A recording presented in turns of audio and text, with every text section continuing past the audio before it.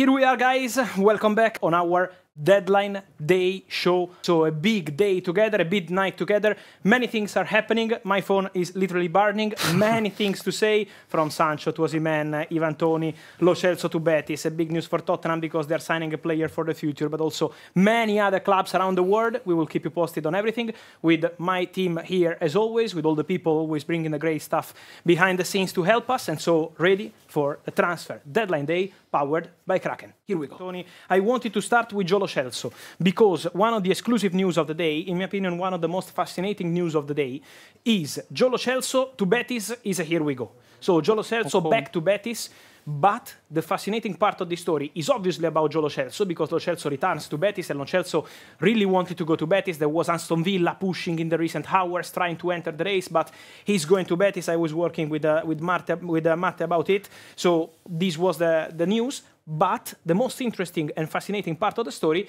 is that Tottenham, in this agreement with Betis, and this was the exclusive update from the afternoon, they are reviewing all the contracts right now, but the deal is going to be done.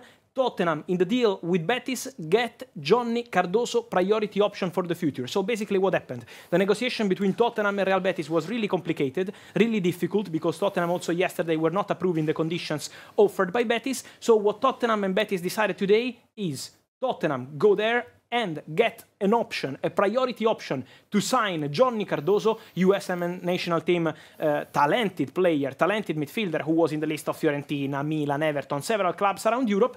He's going to Tottenham potentially in the future because Tottenham will have this option to sign the player and complete, screenshot this and send me, and complete the move to Tottenham in the future. So Johnny Cardoso option for Tottenham. Tottenham will buy two things in this deal. They say, okay, Lo Celso can go to Betis. In exchange, we have the option for Johnny Cardoso and the percentage on the potential future sale of the player. So Tottenham will have two ways. If they want to sign the player, they have the option next year, in the next years.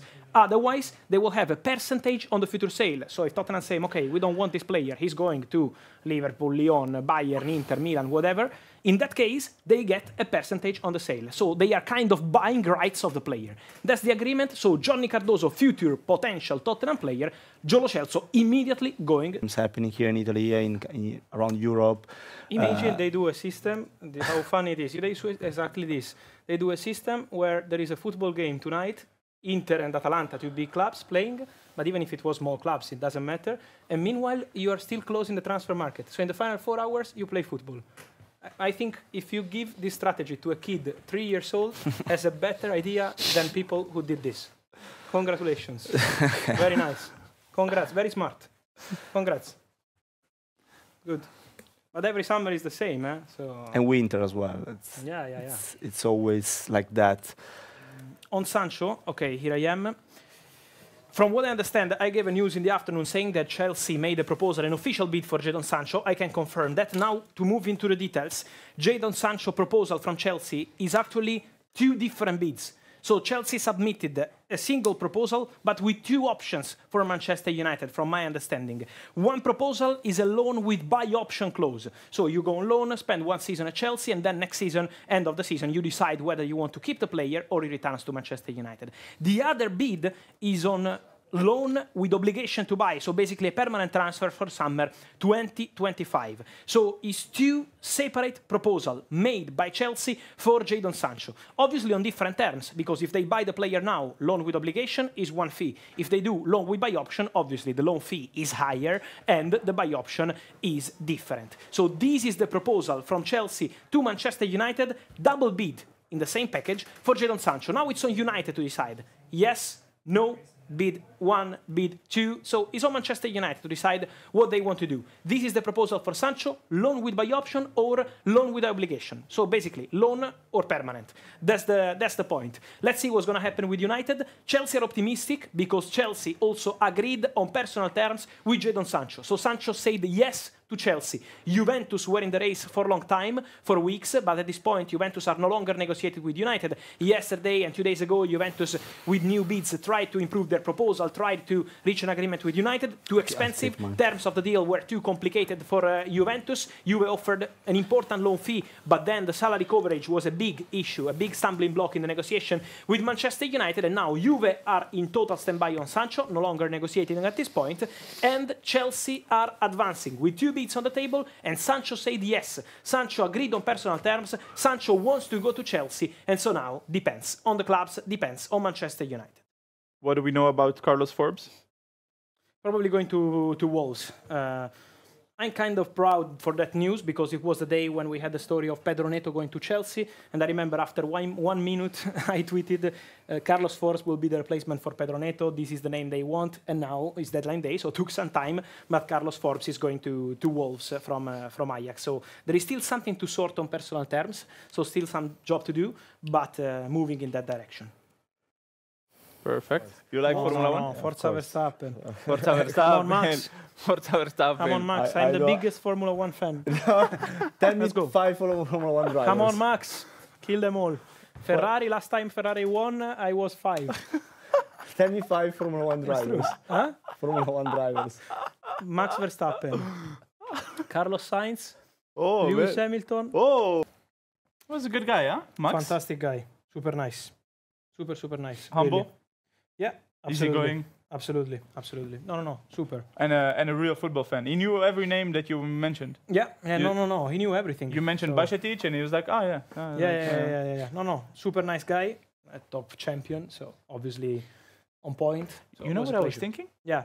He's one of the best FIFA players in the world. Best EAFC players in the world. Really? Like, honestly, like next time ranked. instead of doing cheers, we can do cheers while we play. Yeah, no, but honestly, like Really? ranked one of the best in the world. Yeah. And he just doesn't go to tournaments, of course, because he also has to do F1 on the side. I don't know. But he streams and he plays a lot. Yeah, I think this is the time that the next thing we should do. Also, Puedo darte una actualización del fútbol español. Bueno, fichaje muy importante porque Orri Óscarsson, volvemos a repetirlo, exclusiva que hemos contado aquí, ya vuela hacia San Sebastián para pasar el conocimiento médico. Así que yo creo que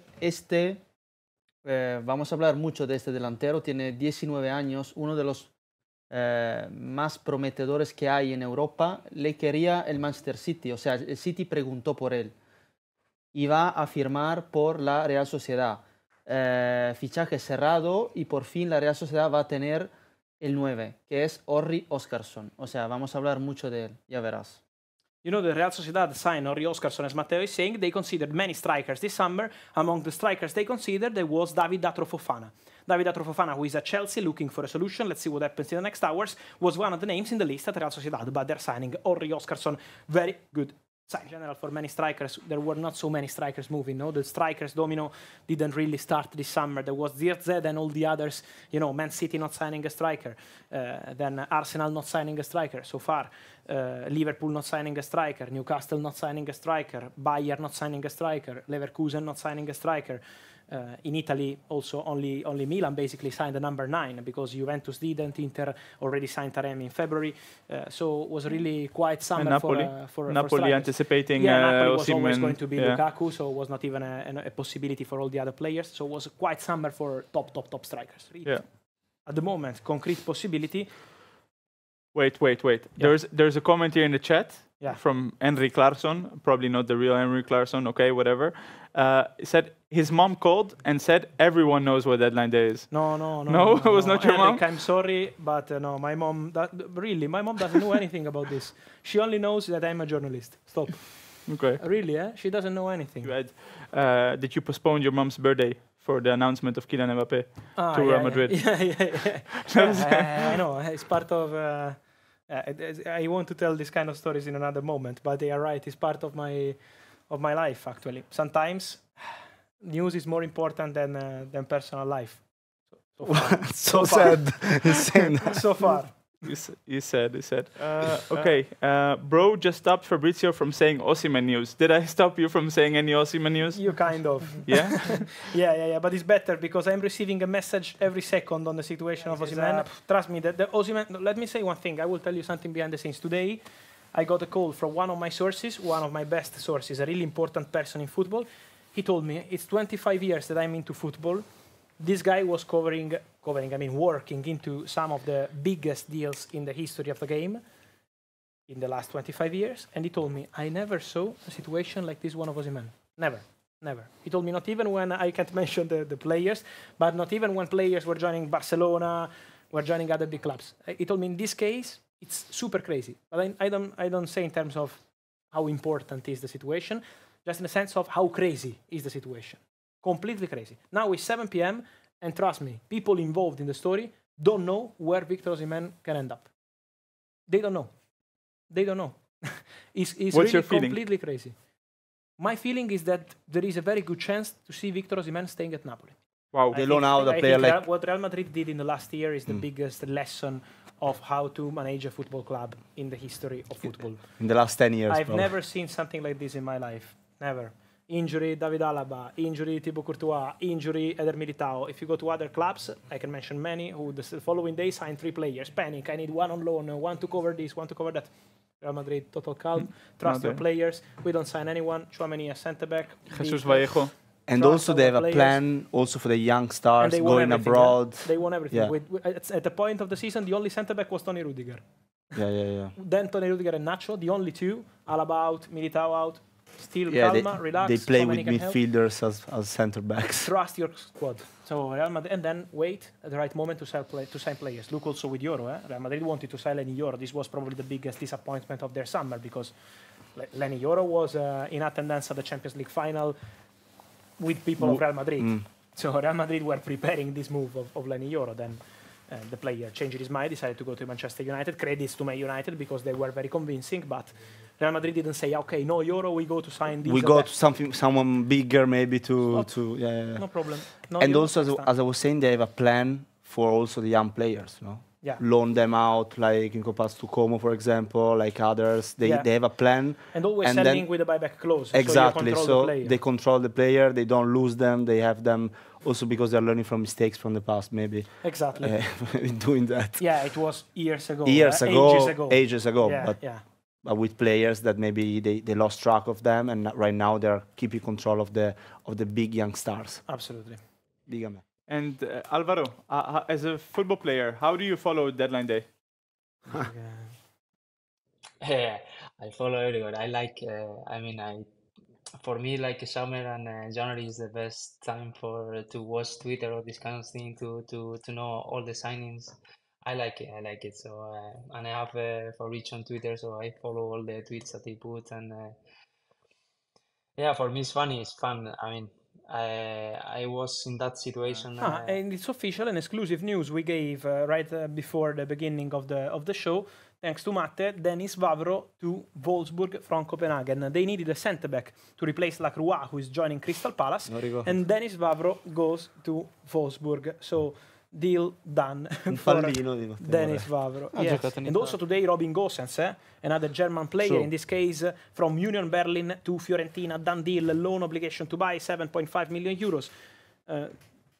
Someone say that Gosens was not going to Fiorentina, was not leaving. No, Gosens is leaving. Gosens is going to Fiorentina, so 100% confirmed, and that's it. There was no turnaround, no surprise. There was always the plan. Gosens, Fiorentina, here we go. Osimhen? I have a nice update. It's not a news. I just got a text from my mother saying, I know you said hi to me live. Yeah? Really? I don't know how. Your nephew. So really? She knows what deadline day. I'm serious. I don't know who told her. Good. Probably your nephew or I'm cousin. shocked. ¿Qué te ha dicho? ¿Cosa? Your cousin is the one who's benefiting most from these deadline days. Every time he gets like a book of Panini, this, that, this. Today he will get the football shirts probably. Yeah, exactly. So it's definitely the one who told her. I don't know who started this week saying About Nico Williams again, Nico Williams, Arsenal, Nico Williams, other clubs. If Nico Williams wanted to leave Athletic Bilbao, it was going to happen after the Euros. He was not even going back to the training ground, take the number 10. This is not a Nico Williams style. Nico is a super nice guy, respectful, professional. So if Nico wanted to go, he was going to communicate and inform the club. He never did that. So Nico Williams stays at Athletic. And I think this would be a really interesting talking point in the future, no? I think this summer, two of the craziest stories is that Nico Williams at the Euros was unbelievable, was fantastic. And usually when you have a player like Nico Williams performing at that level from 0 to 10, 11. Yeah. And he's Him playing and Yamal basically were the players of the summer. With Dani Olmo, yes, this trio from Spain. And then you play for Athletic Bilbao, a club I love because they deserve all the respect in the world for what they do. So it's a special club, but it's still not a club which is competing every season to win the best titles. So in 99% of the cases, you have this kind of Euros and you leave. You have a release clause, so you say, okay, I leave. Premier League, I don't know, whatever. But you can leave for a top club. Nico stays. Martin Zubimendi, one of the best midfielders in the world, in my opinion. It's difficult to find players like him. Bid on the table from Liverpool. Liverpool want to pay the release clause. Martin Zubimendi stays.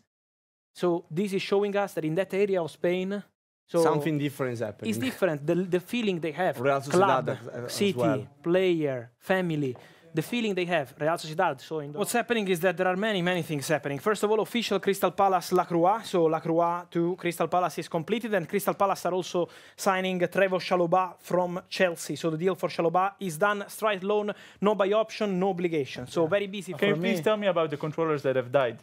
Because I only saw the ones that were there. So many. How many you think in your career? So many. But because I'm in love with playing FIFA, you know, I'm really in love. For me, it's super important. In love or passionate? Or No. I love that. I actually love that. Gives me a lot of emotion. Career mode, find young players, 3-5-2, the system, the mentality. Stop. My dream has always been to be a manager. More than more than player, more than director, more than agent. I don't care. I always wanted to be a manager. It was my real dream. The one that's behind you, which was the Kylian Mbappé to Real Madrid, here we go announcement, was probably one of the biggest moments of your career so far, no? Kylian Mbappé, it was a special to moment. Also, it was difficult in terms of timing because I wanted to respect Real Madrid timing. Champions League final, there was the Champions League final, so I didn't want to create any problem, of course. But yes, was a big one. So of course, one of the ones I was waiting. Yeah. 78 million views, right, on X? Billy Gilmour is signing his contract at Napoli right now. So Billy Gilmour to Napoli is a here we go. The deal is completed from Brighton, improving their bid over 13 million euros. Agreement with the player was done long time ago. And now Billy Gilmour to Napoli. Deal completed. Deal done for Billy Gilmour, leaving Brighton and joining Napoli.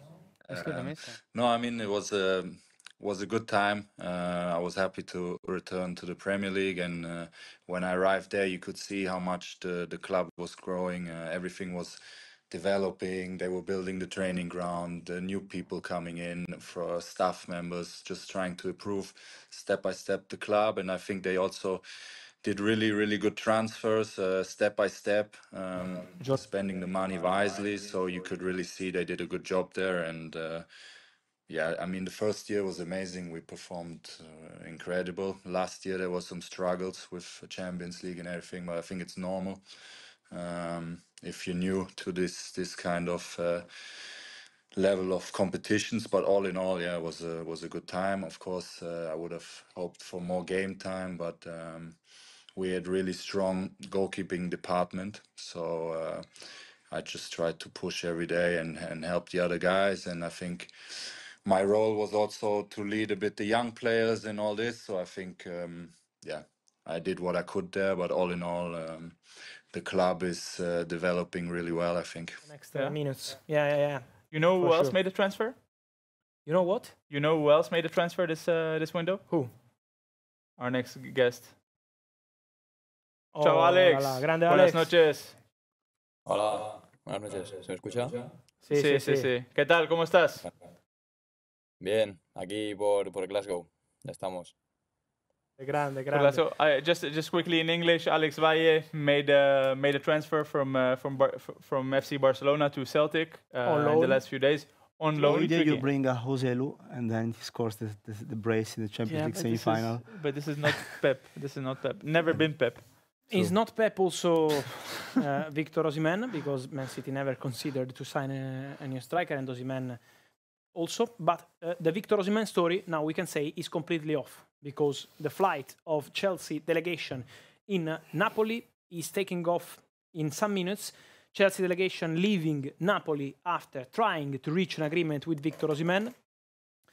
And so they are leaving, and the Osimhen deal is off between Chelsea and Napoli. What happens now?